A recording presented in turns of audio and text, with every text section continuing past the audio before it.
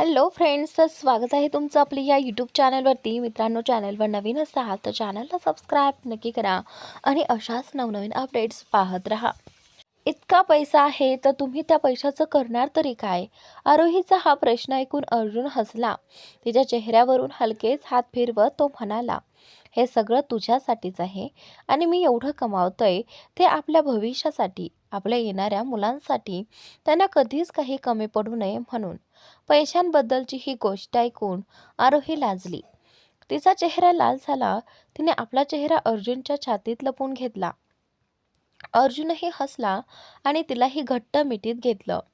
थोड्या वेळाने त्याने आरोहीला नीट बेडवर झोपवलं आणि स्वतःही तिच्या शेजारी झोपला. आरोही त्याच्या जवळ सरकत आली. आपला चेहरा त्याच्या छातीत लपवत म्हणाली, तुम्ही किती चांगले आहात. ती बोलत असताना खूपच गोड दिसत होती. अर्जुनला तिच्यावर प्रचंड प्रेम आलं. त्याने तिच्या ओठांवर हलकेच आपले ओठ टेकवले. आरोहीही त्याच्या मिठीत अधिक सामावली. काही वेळातच किस करतानाच आरोही झोपून गेली. हे पाहून अर्जुन हसत स्वतःशीच पुटपुटला, ही मुलगी खरंच वेडी आहे. किस करतानाही झोपते. पण काहीही असो, आहे तर माझीच. इकडे मात्र कुणाची तरी झोप उडाली होती आणि तो कोणी दुसरा नव्हे तर रणवीर राठोड होता. आरोहीसाठी तो अक्षरशः वेडा पिसा झाला होता. एका मागोमाग एक दारूचे घोट घेत होता. तेवढ्या चिराग तिथे आला आणि म्हणाला, रणवीर, तू वेडा झाला आहेस का? एका मुलीसाठी तू स्वतःचं आयुष्य बरबाद करतोयस. ती आता दुसऱ्याची पत्नी आहे. तो पुढे म्हणाला. अर्जुन सिंग खूप श्रीमंत आणि तितकाच रागीट माणूस आहे. तो आपल्या पत्नीकरता कुणालाही मारू शकतो. त्याच्या डोळ्यात मी जे वेड पाहिलंय ते तुझ्या डोळ्यात नाही. तू फक्त तिच्यावर हट्ट धरतोयस, पण अर्जुन तिच्यासाठी काहीही करू शकतो. आरोही आता अर्जुन सिंगची पत्नी आहे, हे सत्य स्वीकार. इतर मुलींचा विचार कर. आधीही तू एक मुलगी सोडून दुसरीकडे जात होतास, मग आता एवढं वेड का? चिरागच्या या शब्दांनी रणवीर संतापून उठला. त्याने चिरागचा कॉलर पकडत धमकी दिली, ती वेडी नाही, माझं जुनून आहे आणि आज शेवटचं बोलतोय. पुन्हा असं बोललास तर तुला सोडणार नाही. मैत्रीही विसरून जाईन. रणवीरचा राग पाहून चिरागने स्वतःला सोडून घेतलं आणि म्हणाला, तू पूर्ण वेडा झाला आहेस. आजपासून आपली मैत्री संपली. हे बोलून चिराग तिथून निघून गेला. जाताना रणवीर त्याच्यावर ओरडला, पुन्हा माझ्या समोर येऊ नकोस. तू माझ्या मैत्रीच्या लायकीचाच नाहीस. चिराग गेल्यानंतर रणवीरने पुन्हा दारूची बाटली उचलली. त्याचे डोळे लाल झाले होते. आजूबाजूला दारूच्या रिकाम्या बाटल्या पडल्या होत्या. थोड्याच वेळात त्याचे वडील रणविजय तिथे आले. रणवीरची अवस्था पाहून ते काळजीने म्हणाले, रणवीर, तुला काय झाले? दारू इतकी का पितोयस? काही झालंय का? दारू आरोग्यासाठी वाईट असते. तू अजून लहान आहेस. तुझं लक्ष शिक्षणाकडे असायला हवं. हे ऐकून रणवीर संतापला. त्याने वडिलांचा कॉलर पकडत म्हटलं, तुम्ही कोण मला थांबवणारे? माझ्या आयुष्यात ढवळाढवळ करू नका. रणविजयचा संयम सुटला. त्यांनी राग आवरत रणवीरला जोरात थप्पड मारली. आवाज ऐकून सगळे नोकर हॉलमध्ये आले, पण कोणीच काही बोललं नाही. बॉसचा मुलगा होता, त्यामुळे सगळे फक्त तमाशा पाहत राहिले. रणविजय कठोर आवाजात म्हणाले, तू खूप बिघडला आहेस.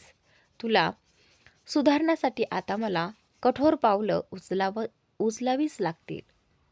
हे बोलून त्यांनी कुणाला तरी फोन लावला. काही वेळातच रिप्लाय आला. रणविजयने फक्त ओके म्हटलं. त्यांना पकडून पॅन्टमध्ये कोंबून रणवीरला धरत त्याच्या खोलीत नेऊन बसवण्यात आलं आणि स्वतः बाहेर जाऊन दाराला कुलूप लावण्यात आलं. रणविजय आपल्या खोलीत आला आणि अस्वस्थपणे इकडे तिकडे फिरू लागले. आपल्या मुलाच्या वागणुकीकडे आता दुर्लक्ष करता येणार नाही, हे त्याला पक्क कळलं होतं. त्यामुळे त्याने आधीच ठरवलं होतं की पुढे काय करायचं आहे. सकाळ झाली. आरोही अर्जुनच्या बाहुपाशात शांतपणे झोपलेली होती. अर्जुनने हळूच तिला स्वतःपासून दूर केलं आणि तोंड धुण्यासाठी बाहेर गेला. थोड्याच वेळात परत आला तेव्हा खोलीत पाऊल टाकताच तो चकित झाला, कारण आरोही बेडवर नव्हती. तो घाबरून खोलीत शोधू लागला. तेवढ्यात त्याची नजर बेडच्या दुसऱ्या बाजूला गेली. तिथे आरोही जमिनीवर पडलेली होती, ब्लँकेटमध्ये गुंडाळलेली, अजूनही गाढ झोपेत. ते दृश्य पाहून अर्जुनला जबर धक्का बसला. तो पटकन तिच्या जवळ गेला आणि तिला अलगद आपल्या बाहुपाशात उचलून घेतलं. झोपेतच आरोहीने अर्जुनच्या छातीत चेहरा लपवला. अर्जुन तिच्या त्या हालचालीकडे पाहत हसला. ही मुलगी खरंच वेडी आहे. पडलीस पण वेदना व्हायच्या ऐवजी अजून गाढ झोप लागली आहे. तो मनातच पुटपुटला. आता जाग करायलाच लागेल, असं म्हणत अर्जुन तिला उचलून बाथरूममध्ये घेऊन गेला. तिला बाथरूममध्ये बसवलं आणि स्वतःही तिच्या शेजारी बसून न सुरू केला. थंड पाणी अंगावर पडताच आरोही झोपेतच ओरडू लागली. पूर आला, वाचवा वाचवा. हे पाहून अर्जुन हसला. त्याने तिच्या चेहऱ्यावर थोडं पाणी शिंपडलं तेव्हा तिचे डोळे उघडले. स्वतःला पाण्यात पाहून ती दचकून मागे वळली.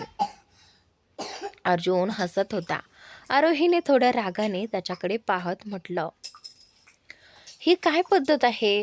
कोणी असं जागं करतं का? मी किती छान स्वप्न पाहत होते, तुम्ही ते मोडलत.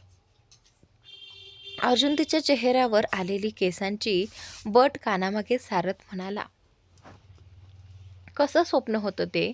थोडं मला पण सांग. माझ्या बायकोनं असं कोणतं स्वप्न पाहिलं होतं की मला इतकं सुनावते आहेस? आरोही म्हणाली, मी तुम्हाला सुनावत नाहीये, पण असं कोण जागं करतं? अर्जुन हसत म्हणाला,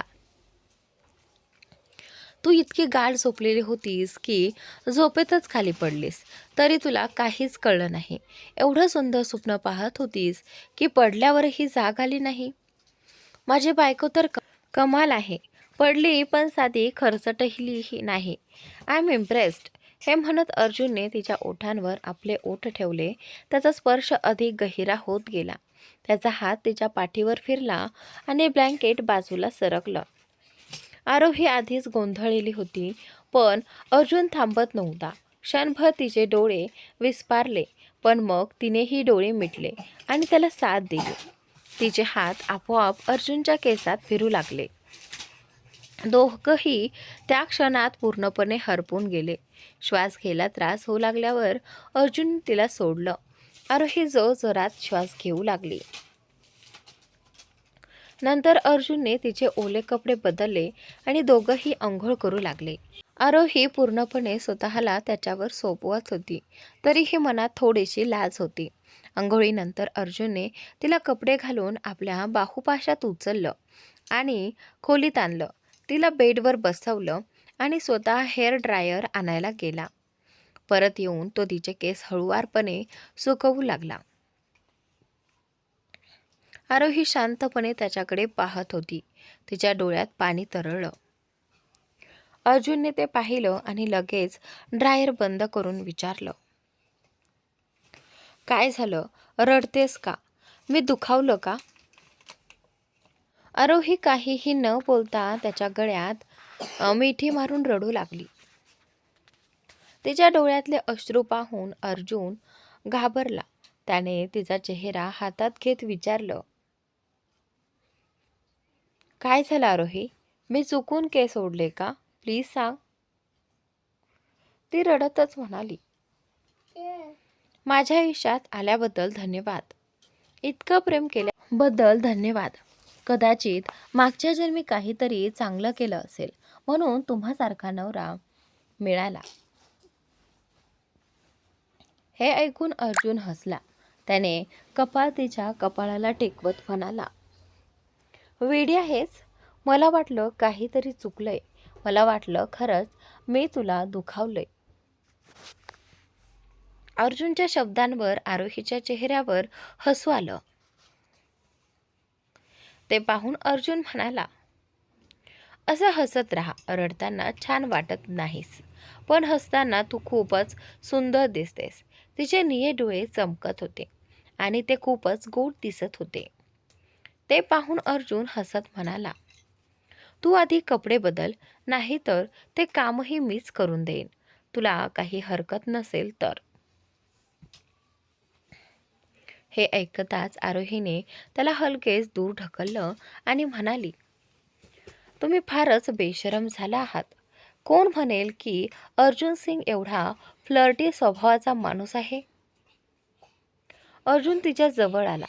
तिची कंबर अलगद आपल्या जवळ ओढली आणि एका हाताने तिची हनुवटी उचलत म्हणाला, तुझ्यासाठी मी काहीही करू शकतो. फ्लर्टी असणं काय मोठी गोष्ट आहे. तुझ्यासाठी मी बेशरमही होऊ शकतो. अर्जुनचे शब्द ऐकून आरोही लाजून लाल झाली.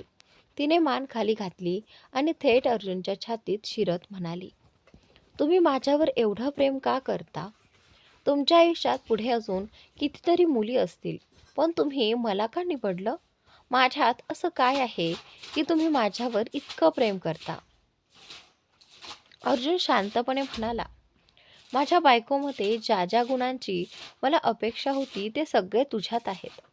तुला पाहून मी वेडा होतो. माझ्या आयुष्यातील सगळं सुख तुझ्यात आहेस. तू अर्जुन सिंगला पूर्णपणे वेड बनवणारी तू पहिली मुलगी आहेस आणि ते वेड हद्दी पलीकडचं आहे. तो पुढे म्हणाला, पहिल्यांदा मी तुला एका ट्रॅफिक सिग्नलवर पाहिलं होतं. तू लहान मुलांना फुगे देत होतीस आणि ती मुलं आनंदाने तुला किस करत होती. तुझं ती निरागस हसणं आणि तुझे चमकणारे डोळे मला खूपच गोड वाटले. तो क्षण थेट माझ्या हृदयात जाऊन बसला आणि तेच माझं लव्ह ॲट फर्स्ट साईट होतं. त्यानंतर मी सतत तुझ्या मागे राहिलो. तुला याची जाणीव नव्हती, पण मी तुझ्यावर लक्ष ठेवत होतो. तू जिथे जिथे जायचीस तिथे माझे बॉडीगार्ड्स तुझ्या आसपास असायचे आणि तुझी प्रत्येक छोटी मोठी माहिती माझ्यापर्यंत पोहोचायची. हे ऐकून आरोही थोडी दूर होत म्हणाली, म्हणजे तुम्ही माझ्यावरती नजर ठेवत होतात? अर्जुन मिश्किलपणे म्हणाला, हो, असं म्हणू शकतेस. मला भीती वाटत होती की तुझ्या मागे एखादा वेडा मुलगा लागू नये, पण माझा संशय खरा ठरला. रणवीर राठोड, तो माणूस खरंच सायको आहे. आरोही म्हणाली, पण तो आता सुधारला आहे ना, मग तुम्ही त्याला सायको का म्हणता? अर्जुन गंभीर होत म्हणाला, तो इतक्या लवकर सुधारणाऱ्यांपैकी नाही. मला जितकं माहिती आहे, रणवीर हा खूप मोठा सायको आहे. तो मुलींना आपली मालमत्ता समजतो. त्याने माफी मागितली असली तरीही त्याची प्रवृत्ती बदललेली नाही. तो काहीतरी मोठं करायच्या तयारीत आहे, पण मीही त्याच्यासाठी तयार आहे. अर्जुन सिंग कोणाला घाबरत नाही आणि तो सायको असो किंवा कोणीही, तुझ्यासाठी मी कुणाशीही लढू शकतो. माझी इच्छा झाली तर मी त्याला एका मिनिटात संपवू शकतो. पण मला हे जाणून घ्यायचं आहे की तो नेमकं काय करतोय आणि तुझ्यासाठी किती दूर जाऊ शकतो. अर्जुनचे बोलणे ऐकून आरोहीचे निळे डोळे आश्चर्याने मोठे झाले. राठोडबद्दल तिला एवढी माहितीच नव्हती. तिचा तो चेहरा पाहून अर्जुन हसला. तिने चेहऱ्यावर आलेले केस अलगद कानामागे सारत तो म्हणाला, असं बघू नकोस. मी तुझ्यावर नजर ठेवू शकतो तर त्याच्यावर का नाही? आरोही घाबरून म्हणाली, पण तो पुढे काय करणार आहे? कृपया मला सांगा ना, मला भीती वाटते. आता तर कॉलेजलाही जायला घाबरायला होते. कुठे तो माझं अपहरण करेल की काय? ते पुढे काही बोलणार इतक्यात अर्जुनने तिचे शब्द तिच्या ओठांवर किस करून थांबवले. तो तिला घट्ट मिठीत घेऊन किस करू लागला. अचानक झाल्यामुळे आरोहीचे डोळे विस्फारले. अर्जुनचा किस खोल भावनांनी भरलेला आणि दीर्घ होता. त्याच्या प्रेमळ पण तीव्र स्पर्शामुळे आरोहीच्या ओठातून नकळत एक हलकीशी आह निघाली. जेव्हा तिला श्वास घ्यायला अवघड होऊ लागलं तेव्हा अर्जुनने तिला सोडलं. आरोही खोल श्वास घेत त्याच्याकडे पाहत राहिली. तिची नजर पाहून अर्जुन म्हणाला, ही तुझी शिक्षा होती. तू रणवीर राठोडबद्दल काही बोलणार होतीस म्हणून. मला तुला कुणा दुसऱ्याबरोबर विचारातही पाहवत नाही. तू अर्जुन सिंगची बायको आहेस आणि माझं वेडही. आजपासून तर रणवीर राठोडचं नावही घेणार नाहीस. तुझ्या ओठांवर फक्त तुझ्या नवऱ्याचंच नाव असेल. हे बोलून तो हसला. अर्जुनचे शब्द ऐकून आरोहीही हसली. ती त्याच्या छातीत शिरत म्हणाली, हो, मी कायम तुमचीच आहे. माझ्या प्रिय नवऱ्या, हा आरोहीचा जीव फक्त तुमच्यासाठीच धडकेल, शेवटच्या श्वासापर्यंत. दोघेही हसले आणि एकमेकांना घट्ट मिठी मारली. अर्जुन म्हणाला, तू चेंज करून ये, मीही चेंज करून येतो. आरोहीने मान हलवली आणि ती चेंजिंग रूममध्ये निघून गेली. काही वेळाने ती बाहेर आली तोपर्यंत अर्जुनही तयार होऊन खाली आला होता. आज अर्जुनने पांढऱ्या रंगाचा टी शर्ट, खाली काळी पॅन्ट आणि काळे शूज घातले होते. तो जणू कुठेतरी खास ठिकाणी जाणार असल्यासारखा दिसत होता. आरोहीने जेव्हा अर्जुनला कॅज्युअल लुकमध्ये पाहिलं तेव्हा ती क्षणभर त्याच्याकडे पाहतच राहिली. अर्जुन खूपच हॉट दिसत होता. कोणतीही मुलगी त्याच्यावर फिदा झाली असती. आरोही हळूच त्याच्या जवळ आली. अर्जुन तिच्याकडे पाहू लागला. आरोहीने डोळ्यातील काजळ काढून त्याच्या कानामागे लावत म्हणाली, माझ्या पतीला कुणाची नजर लागू नये. आरोहीची ती बालिश हरकत पाहून अर्जुन हसला. त्याने तिला वरून खालपर्यंत न्याहाळलं. आज आरोही ही एखाद्या परीकमधून कमी दिसत नव्हती.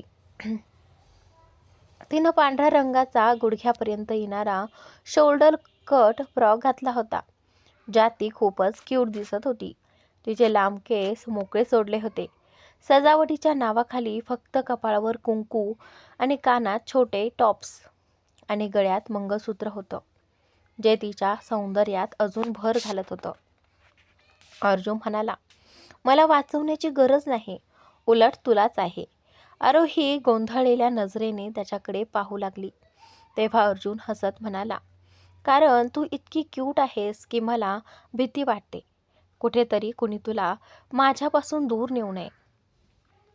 तो पुढे काही बोलणार इतक्यातच आरोहीने त्याच्या तोंडावर हात ठेवला आणि थोडं रागावून म्हणाली, आपण अशा गोष्टी का बोलताय? मी तुमची आहे आणि कधीच तुमच्यापासून दूर जाणार नाही. हे तुमच्या डोक्यात नीट बसून ठेवा.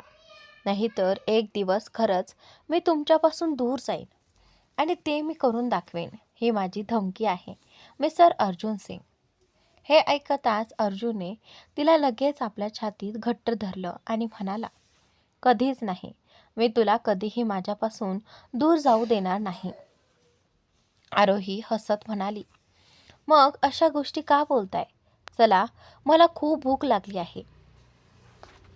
अर्जुन म्हणाला, मग आपण तिथेच चाललोय. आज आपण डिनर डेटवर जाणार आहोत. माझ्यासोबत येशील ना? आरोहीने आनंदाने मान हलवली. अर्जुन हसत म्हणाला, चला मग. आरोहीने अर्जुनचा हात धरला आणि दोघं एकत्र खाली उतरत गेले. जिन्याने खाली येताना हॉलमधील सगळ्या मेड्स आणि केअरटेकर त्यांच्याकडे पाहत होते. अर्जुन आणि आरोही दोघंही एकमेकांसाठीच बनले आहेत असं वाटत होतं. आरोहीच्या चेहऱ्यावरची ती खास स्मित हास्य तिला अजूनच वेगळी बनवत होती. आरोही इतर मुलींसारखी नव्हती. थोड्याच वेळात सगळ्या मेड्स आणि केअरटेकरना कळून चुकलं होतं की आरोही खूप चांगली मुलगी आहे. ती कुणालाही कमी लेखत नाही, सगळ्यांना समान नजरेने पाहते. तिच्याच या गुणांमुळे सगळे तिला मनापासून पसंत करत होते. अर्जुन तिला घेऊन घराबाहेर आला. तिला गाडीत बसवलं आणि स्वतः ड्रायव्हिंग सीटवर बसला. गाडी चालू झाली. आरोही गाडीच्या काचेतून बाहेरचं दृश्य पाहत होती. तिला निसर्ग खूप आवडत होता.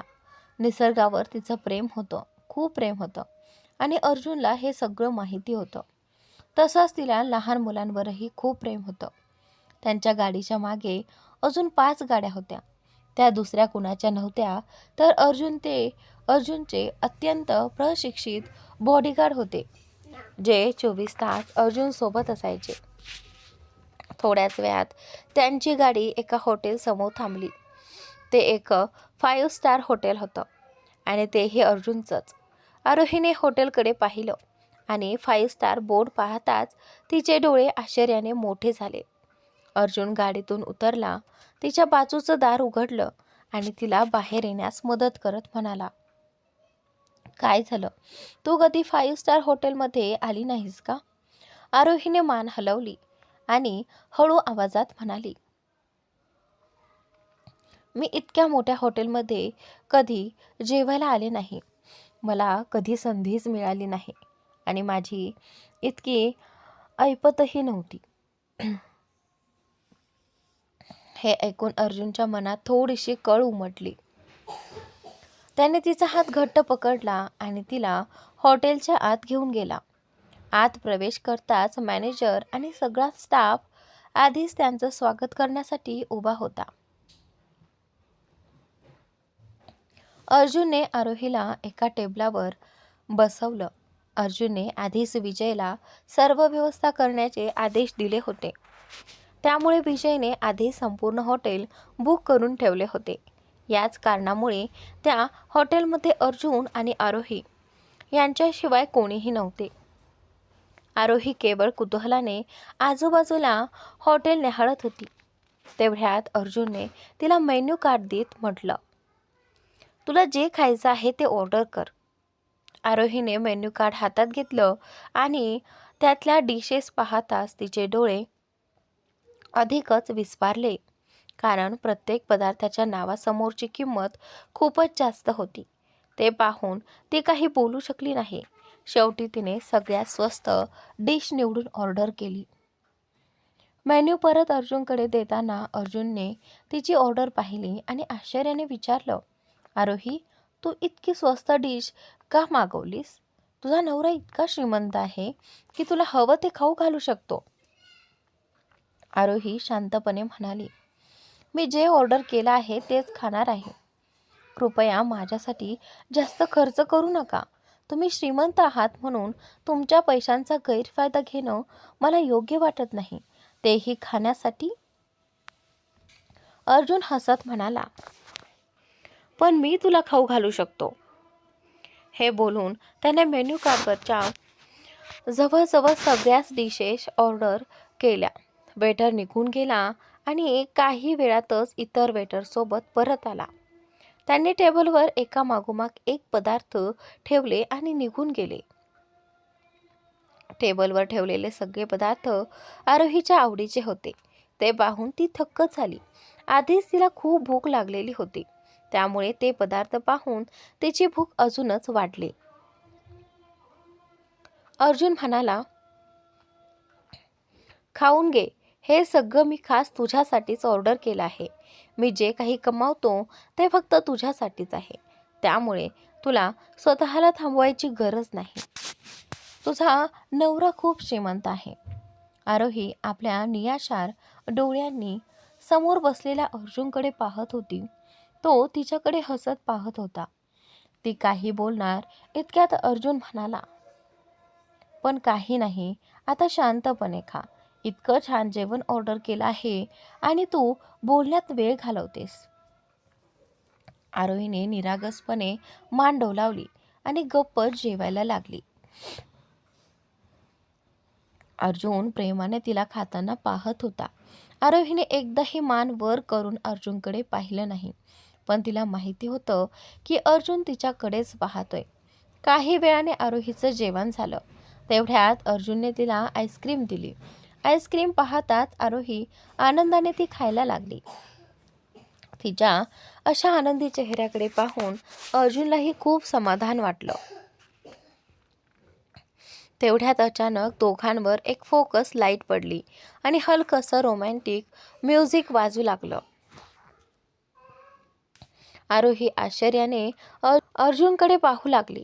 अर्जुन तिच्या जवळ आला, तिच्यासमोर गुडघ्यावर बसला आणि हात पुढे केला. आरोहीनेही आनंदाने आपला हात त्याच्या हातात दिला.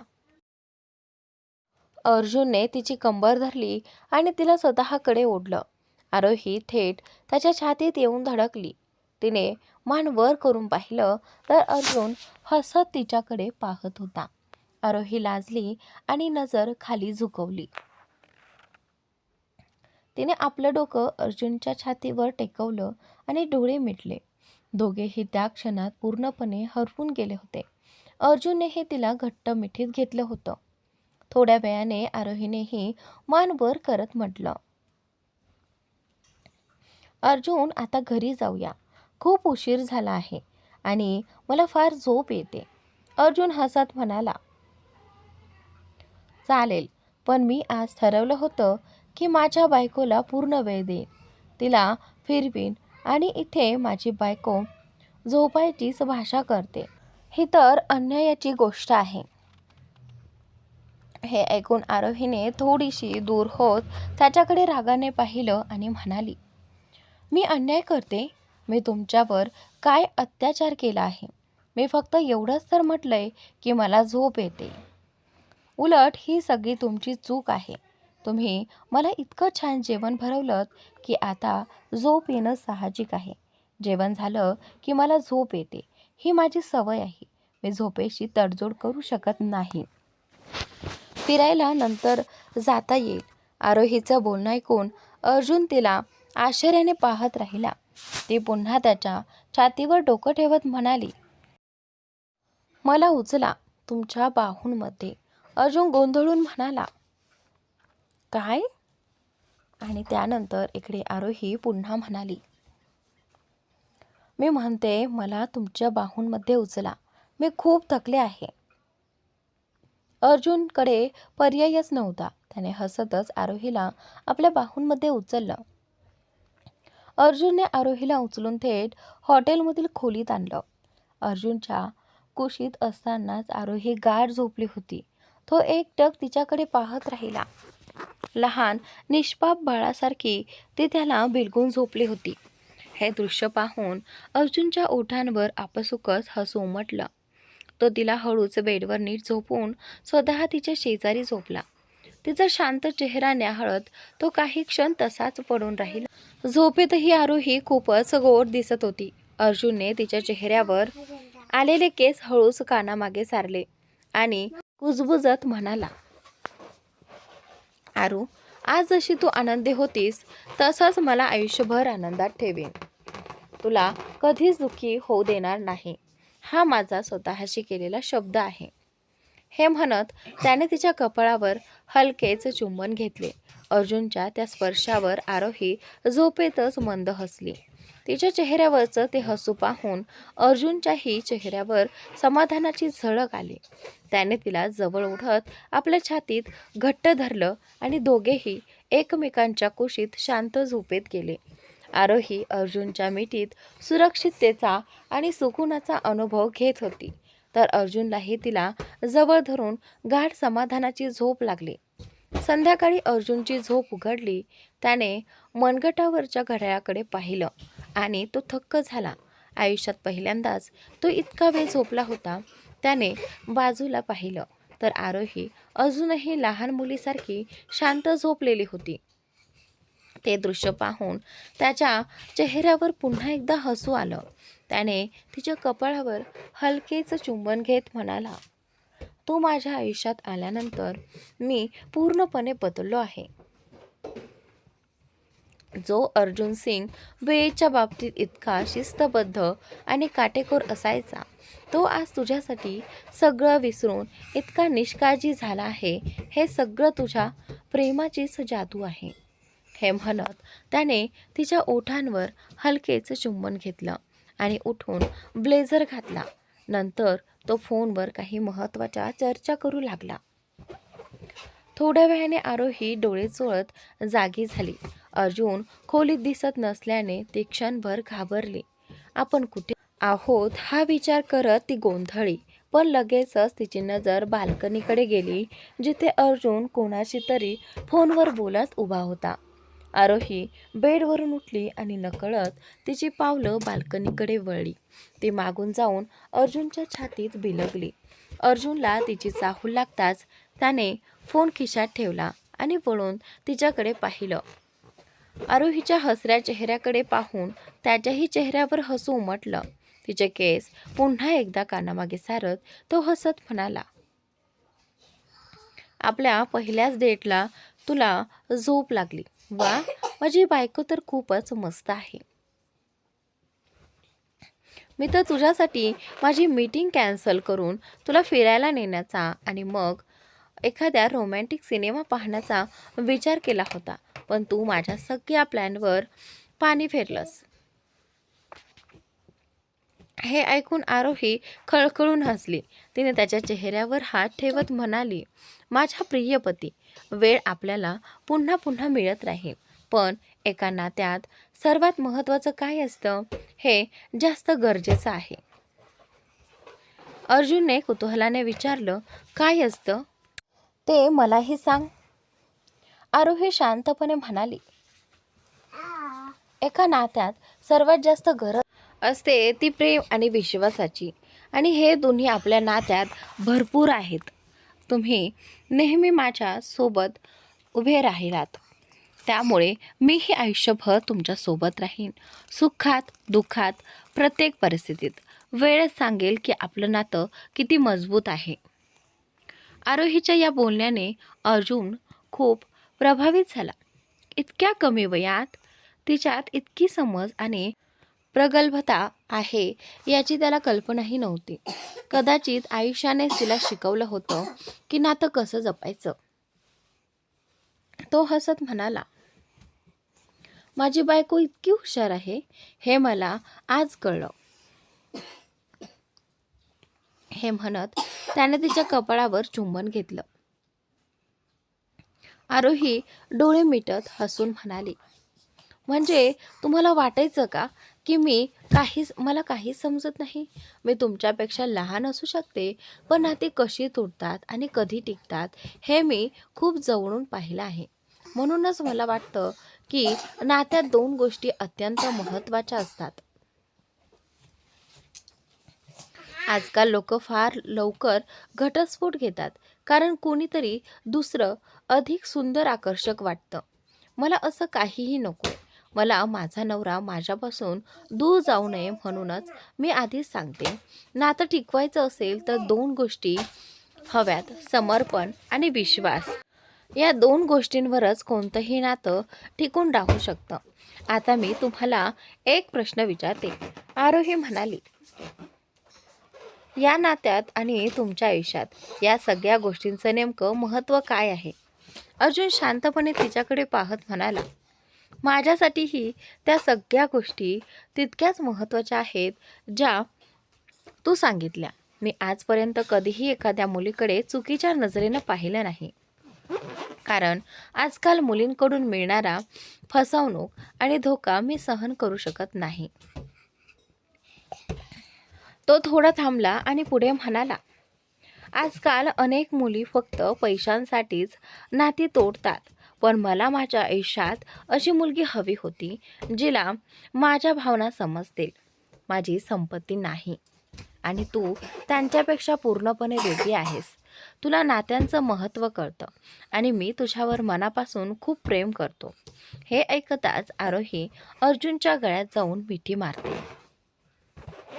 त्याच्या छातीत डोकं टेकवत ती हळूच म्हणाली, मी तुम्हाला सोना म्हणू का? आरोहीच्या तोंडून सोना हा शब्द ऐकताच अर्जुन हसत म्हणाला, हो, तू मला एखाद्या निकनेमने हाक मारशील तर मला अजूनच छान वाटेल. खरं तर मीच तुला ते सांगणार होतो, पण माझ्या आधीच तू बोलून गेलीस.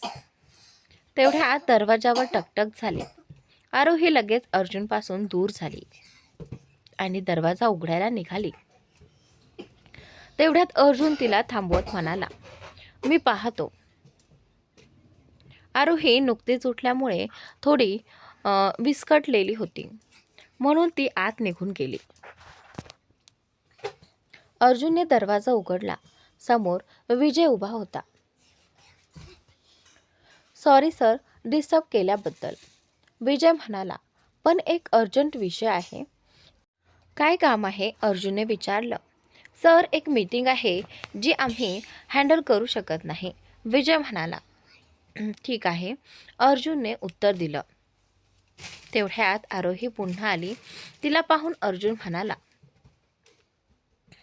आरू, तू आमच्यासोबत ऑफिसला येशील का?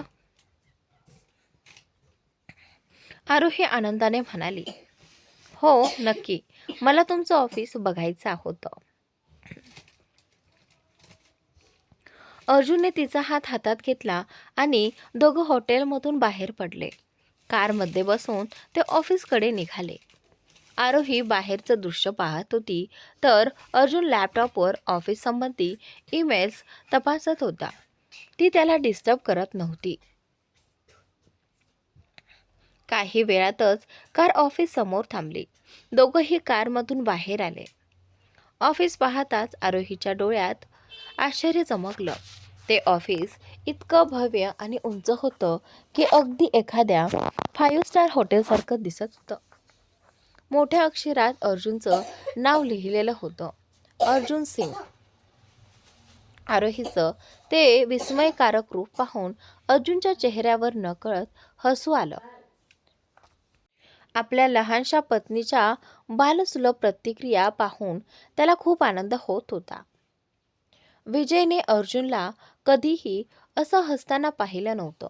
तो बाजूला उभ्या असलेल्या बॉडीगार्डला हळूच म्हणाला, आरोही मॅडम आल्यापासून सर हसत आहेत. बॉडीगार्ड म्हणाला, हो सर, फक्त त्यांच्या या हसण्याला कोणाची तरी नजर लागू नये. असं बोलू नकोस, विजय म्हणाला. आरोही मॅडम फक्त अर्जुन सरांचीच आहे आणि मला अर्जुन सरांबद्दल एवढंच माहिती आहे की ज्याला ते एकदा आपलं मानतात त्याला कधीही दूर जाऊ देत नाहीत. त्या बाबतीत ते फारच पॉझिटिव्ह आहेत आणि आरोही मॅडमसाठी तर विशेषच. अर्जुन आरोहीचा हात धरून ऑफिसमध्ये प्रवेश करतो. त्यांना एकत्र पाहतात सगळे कर्मचारी आणि रिसेप्शनिस्ट आश्चर्याने पाहू लागतात, कारण त्यांनी अर्जुन सरांना कधीच कोणत्याही मुलीसोबत पाहिलं नव्हतं. आरोही हसत हसत पूर्ण ऑफिस न्याहाळत होती आणि अर्जुन तिच्या चेहऱ्यावर बदलणाऱ्या प्रत्येक भावाकडे लक्ष देत होता. तो तिचा हात धरून लिफ्टमध्ये शिरतो. 3rd फ्लोअरचा बटन दाबतो आणि लिफ्टचे दरवाजे बंद होतात. लिफ्टमध्ये आरोही म्हणाली, शोना, तुमचं ऑफिस इतकं मोठं आहे. मी आयुष्यात एवढं मोठं ऑफिस कधीच पाहिलं नाही. माझंही एक स्वप्न होतं की मी एखाद्या ऑफिसमध्ये काम करेन, पण माझा नवरा स्वतः इतक्या मोठ्या ऑफिसचा मालक आहे आणि CEO आहे हे मी कधी स्वप्नातही विचारलं नव्हतं. आरोहीचं बोलणं ऐकून अर्जुन गंभीरपणे म्हणाला,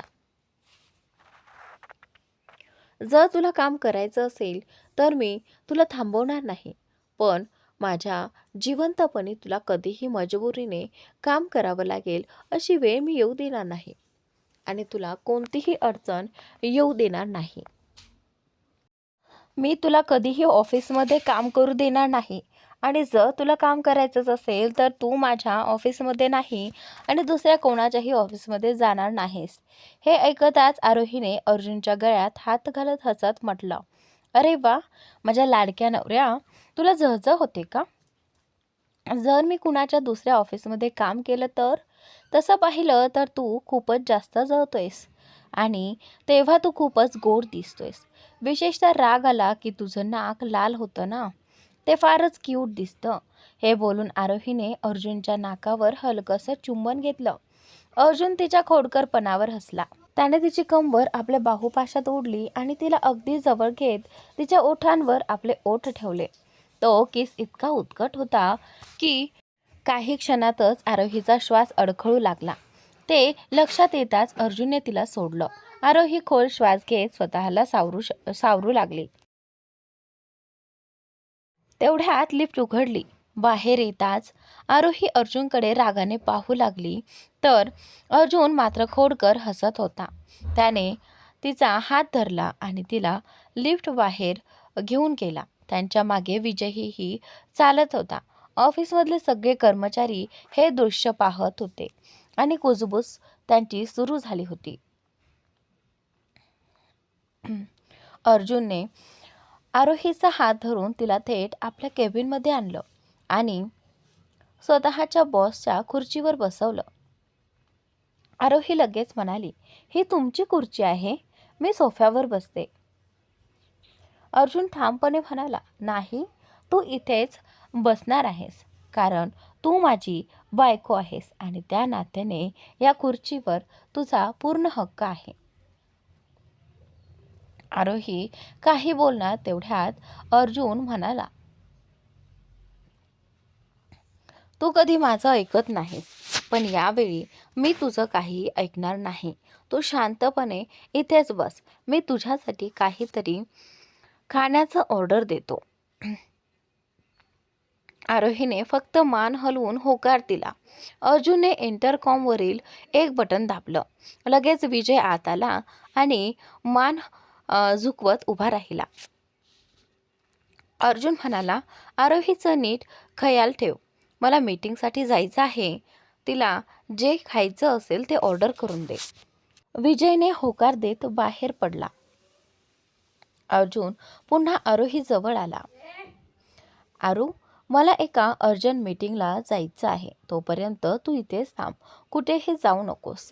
तुला जे हवं असेल ते विजयला सांग. आरोही थोडी नाराज होत म्हणाली, पण मी तुमच्याशिवाय खाणार नाही. अर्जुन हळूच म्हणाला, प्लीज आरू, आत्तासाठी ऐक, मीटिंग संपताच मी लगेच तुझ्याकडे येतो. आरोहीने नाईलाजाने मान हलवली. अर्जुनने तिच्या कपाळावर चुंबन घेतलं आणि निघून गेला. अर्जुन गेल्यानंतर आरोही ऑफिसकडे कुतूहलाने पाहू लागली. ऑफिस खूप मोठं आणि अतिशय सुंदर होतं. ती एका काचेच्या भिंतीजवळ गेली. त्या भिंतीतून संपूर्ण शहर दिसत होतं. ती तिथे उभी राहून बाहेरचं दृश्य पाहू लागली. शहर पाहणं आरोहीला फार आवडायचं. संध्याकाळ झाल्यामुळे शहरात सर्वत्र दिवे लागले होते आणि ते दृश्य फारच मोहक दिसत होतं. ते पाहून तिच्या चेहऱ्यावर नकळत हसू उमटलं. तेवढ्यात दरवाजावर टकटक झाली. कम इन असं म्हणताच विजय आत आला. त्याच्यासोबत एक मुलगी होती आणि तिच्या हातात फूड ट्रे होता. तिने टेबलवर जेवण ठेवलं आणि बाहेर निघून गेली. त्या मुलीकडे पाहताच आरोही थोडी अस्वस्थ झाली. ती मुलगी शॉर्ट ड्रेसमध्ये होती, त्यामुळे तिचे पाय पूर्णपणे दिसत होते. ते पाहून आरोहीचा राग उफाळून आला. ती त्या मुलीकडे रोखून पाहत म्हणाली, तुला नीट कपडे घालता येत नाहीत का? विजय हे सगळं पाहत उभा होता आणि आरोहीच्या बोलण्याने तो पूर्णपणे चकित झाला होता. अर्जुनच्या ऑफिसमध्ये अशा कपड्यात आलेल्या मुलीकडे पाहून आरोही अधिकच चिडली. ऑफिसमध्ये अशा प्रकारचे कपडे घालून येतात का? ती कडक स्वरात म्हणाली. ती मुलगी समोर उभी राहून आश्चर्याने आरोहीकडे पाहत होती. अचानक कुणीतरी तिच्या कपड्यांवर असा सवाल करेल याची तिला अजिबात अपेक्षा नव्हती. तिला हे अजिबात आवडलं नाही. विजय शांतपणे हे सगळं पाहत होता. त्याला मात्र हे सगळं फारच विचित्र वाटत होतं, कारण ही मुलगी दुसरी कोणी नसून अर्जुनची होणारी पत्नी सोनाली होती. सोनाली अर्जुनवर खूप प्रेम करत होती. विजयला हे सगळं माहीत होतं, पण त्याने कधीही अर्जुनला याबद्दल सांगितलं नव्हतं आणि सांगण्याची गरजही उरली नव्हती. कारण अर्जुनचं लग्न आधीच ठरलेलं होतं. तर चुकीला या गोष्टीचा मनापासून आनंद होता की त्याचा बॉस एखाद्या चलाक किंवा स्वार्थी मुलीवर नाही, तर एका निरागस सुस्वभावी आणि मनाने अतिशय चांगल्या मुलीवर प्रेम करत होता. सोनाली संतापाने म्हणाली, तू आहेस तरी कोण? माझ्या कपड्यांवर टिप्पणी करण्याचा तुला काय अधिकार आहे? आणि कोणत्या हिशोबाने तू अर्जुनच्या केबिनमध्ये आहेस? त्याच्या खुर्चीवर बसायची तुझी हिंमत कशी झाली? लगेच उभी राहा, नाहीतर मी सेक्युरिटीला बोलावून तुला धक्के देत इथून बाहेर काढेन. हे ऐकताच आरोहीला प्रचंड राग आला. पण समोरची मुलगी नेमकी कोण आहे हे माहिती नसल्यामुळे तिने तो आवरला. शांत आवाजात ती म्हणाली, माफ करा, पण तुम्ही कोण आहात? आणि ऑफिसमध्ये इतकी छोटी ड्रेस घालून येणं योग्य वाटतं का? इथे तर फॉर्मल ड्रेसिंग अपेक्षित असतं. अशा कपड्यात कुठल्याही पुरुषांसमोर बसणं शोभत नाही. हे सगळं ऐकून विजयला आतून हसू येत होतं. त्याला आपल्या मॅडमचं वागणं अतिशय विचित्र वाटत होतं. पण त्याने चेहऱ्यावर काहीच व्यक्त होऊ दिलं नाही. सोनाली चिडून इंग्रजीत ओरडली, how dare you talk to me like this? तुला माहिती नाही का मी अर्जुनची होणारी बायको आहे? होणाऱ्या बॉसची असं बोलायची तुझी हिंमत कशी झाली? Get out. अर्जुनची होणारी पत्नी हे शब्द कानावर पडताच आरोहीला जोराचा धक्का बसला. तिच्या अंगात जणू शहारे उठले. अर्जुनची दुसरी कोणीतरी आहे आणि हे त्याने तिला कधीच सांगितलं नव्हतं. या जाणीवेने तिचं मन तुटून गेलं. डोळ्यात पाणी दाटून आलं. आरोही केबिनमधून निघून जात नाही असं पाहून सोनालीचा राग आणखीनच वाढला. तिने आरोहीचा हात पकडून तिला जबरदस्तीने ओढू लागली. आरोही विरोध करत होती तेव्हा सोनालीने संतापात तिच्या गालावर जोरदार थप्पड मारली. आरोहीला तो आघात सहन झाला नाही. ती मागे पडली आणि जवळच असलेल्या टेबलावर आदळली. टेबलच्या कडेला तिच्या डोक्याला जोर लागला. क्षणातच तिच्या डोक्यातून रक्त वाहू लागलं आणि ती तिथेच बेशुद्ध पडली. आरोहीला रक्तबंबाळ अवस्थेत बेशुद्ध पडलेलं पाहून विजय घाबरून तिच्या जवळ आला, धावून आला. तेवढ्यातही सोनाली उद्धटपणे म्हणाली, या 2 पैशाच्या मुलीला एवढं महत्त्व का देतोयस? ती फक्त एक साधी कर्मचारी आहे. तू तिच्याशी असं वागतोयस जणू तीच या ऑफिसची मालकीण आहे. तुला माहिती आहे का, मी अर्जुनची होणारी पत्नी आहे. लगेच माझ्यासाठी कॉफी घेऊन ये आणि या मुलीला ताबडतोब केबिनच्या बाहेर घेऊन जा. सोनालीच्या बोलण्याने विजयचा संताप अनावर झाला. तो काही बोलणार इतक्यातच केबिनचा दरवाजा उघडला. सोनाली आणि विजय दोघेही मागे वळून पाहतात तर अर्जुन उभा होता. अर्जुनची नजर जमिनीवर बेशुद्ध पडलेल्या आरोहीकडे गेली. तिच्या डोक्यातून रक्त वाहत असल्याचं पाहताच तो घाबरला. क्षणाचाही विलंब न करता तो तिच्या जवळ गेला. रक्त पाहून त्याचा संताप उसळला. तो कडक आवाजात विजयला म्हणाला, आरोहीच्या डोक्याला हे काय झाले? माझ्या मागे इथे नेमकं काय घडलं ते सांग. विजय गोंधळून गेला. अर्जुनने त्याच्यावर आरोहीची जबाबदारी सोपवली होती, पण तो ती निभावू शकला नव्हता. याचं त्याला तीव्र अपराधीपणा वाटत होतं. तेवढ्यात सोनाली अर्जुन जवळ येऊन त्याचा हात धरत म्हणाली, या साध्या मुलीला एवढं महत्त्व का देतोयस? ती फक्त एक कर्मचारी आहे. लक्ष माझ्याकडे द्यायला हवं. मी तुझी होणारी बायको आहे. पण अर्जुनने तिचं बोलणं मध्येच तोडत म्हटला. तिचा हात झटकून दूर केला आणि थंड पण धारदार आवाजात म्हणाला, माझ्यावर हात ठेवायची तुझी हिंमत कशी झाली? मी तुला फक्त माझ्या बाबांमुळे सहन करतोय. ज्या दिवशी मी तोंड उघडलं त्या दिवशी तू माझ्या बाबांच्या नजरेत इतकी खाली जाशील की सावरू शकणार नाहीस.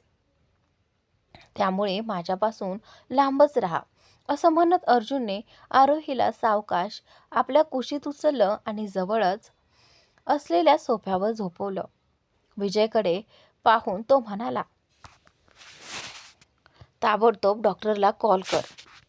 विजयने मान डोलावली आणि लगेच बाहेर गेला.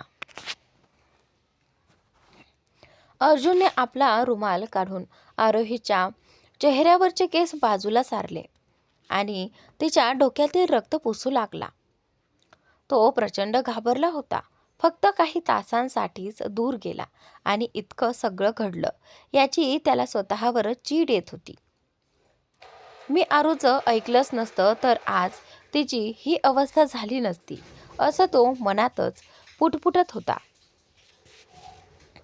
सोनाली पुन्हा अर्जुनजवळ येऊन म्हणाली, ही नक्की आहे तरी कोण आणि तू तिला अशा बाहुपाशात का धरलं आहेस? इथे नेमकं चाललंय तरी काय? अर्जुनने आधी बेशुद्ध आरोहीकडे पाहिलं, मग समोर उभ्या असलेल्या सोनालीकडे एक कटाक्ष टाकला आणि थंड आवाजात म्हणाला, गेट आउट. सोनाली हलली नाही.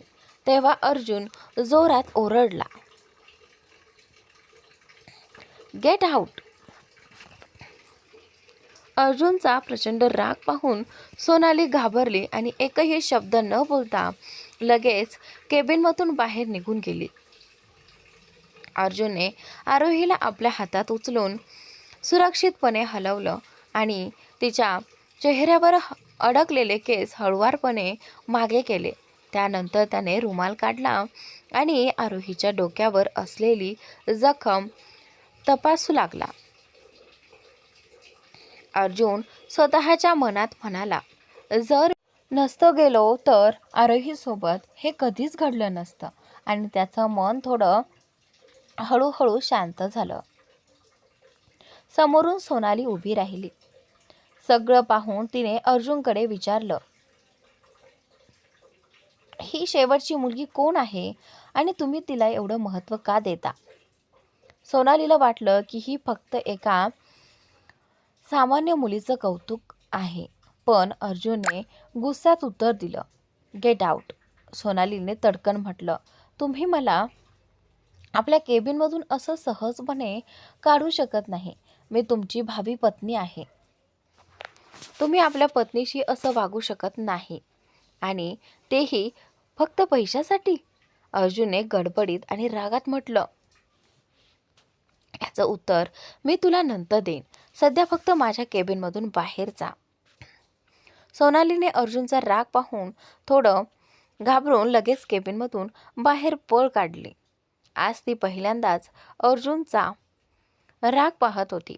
पूर्वी तिला माहिती होतं की अर्जुन खूप रागट स्वभावाचा आहे, पण आज समोरून पाहून तिच्या मनात धक्काच बसला. आता आपण सोनालीचा परिचय घेतोय. सोनाली ओबेरॉय एक श्रीमंत पिता असलेल्या घरची लाडकी, पण फितरत थोडी लालची. तिच्या वडिलांच्या आग्रहावरून ती अर्जुनच्या मागे लागली होती. तिच्या वडिलांचे नाव रमेश ओबेरॉय, जे अर्जुनच्या आजोबांशी खूप चांगले संबंध ठेवतात.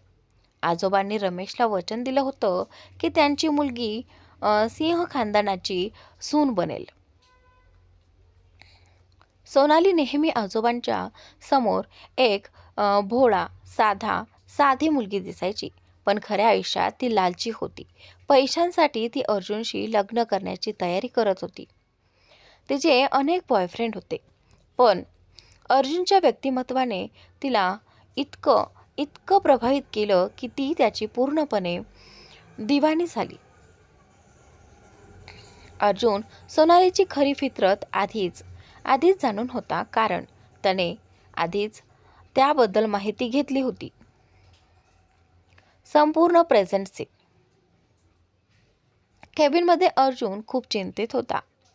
आरोहीच्या तब्येतीसाठी त्याने डॉक्टरकडे तातडीने बोलावलं. डॉक्टर साहेब, हे पहा, तिचं डोकं तपासा, अर्जुन गडबडीत म्हणाला. डॉक्टर अर्जुनच्या रागाने थोडा घाबरला, पण पटकन आरोहीकडे जाऊन तिचं डोकं तपासलं, जखमा बँडेज केल्या आणि म्हणाले, सर, आरोही ठीक आहे ना? फक्त ती बेहोश झाली होती. जखम काही तितकी गंभीर नाही. आपण फक्त तिची काळजी घ्या आणि वेळोवेळी औषध द्या. अर्जुनने मान हिलवून कळवलं आणि डॉक्टरला बाहेर जाण्यास सांगितलं. त्यानंतर अर्जुनने आरोहीला हातात उचलून बाहेर नेलं. आसपासचे कर्मचारी हे दृश्य पाहून थोडे थक्क झाले, पण कोणी काही विचारलं नाही, कारण त्यांना समजलं की ही मुलगी अर्जुनसाठी खूप खास आहे. सोनाली दुरून हे पाहत होती. अर्जुनची आरोहीसाठीची प्रावीण्य पाहून तिला लगेच समजलं की ही मुलगी अर्जुनसाठी विशेष आहे. अर्जुन आरोहीला हातात घेऊन लिफ्टमध्ये गेला आणि तिला बाहेर काढून कारमध्ये बसवलं. बॉडीगार्डने कारचा दरवाजा बंद केला. अर्जुनने ड्रायव्हरला घराकडे नेण्यास सांगितलं. काहीच वेळात ते दोघे घरच्या समोर पोहोचले. अर्जुन आरोहीला हातात घेऊन घरात गेला आणि केअरटेकरला सांगितलं, खाद्यपदार्थ तिच्या खोलीत पोहोचवा. केअरटेकरने मान हलवून आदेश पूर्ण केला. अर्जुनने आरोहीला खोलीत ठेवून पलंगावर लेटवलं आणि स्वतः कपडे बदलायला गेला. काही वेळानंतर आरोहीला जाग आली आणि स्वतःला खोलीत पाहून उठून आजूबाजूला पाहू लागली. त्यानंतर ती बाथरूमचा दरवाजा उघडण्यास गेली. तर मित्रांनो, आजचा भाग इथे संपलेला आहे. आपल्या स्टोरीमध्ये आता एक ट्विस्ट आलेला आहे, ती म्हणजे सोनाली. तर नक्की पहा, उद्याचा भाग तुम्हाला नक्की आवडेल.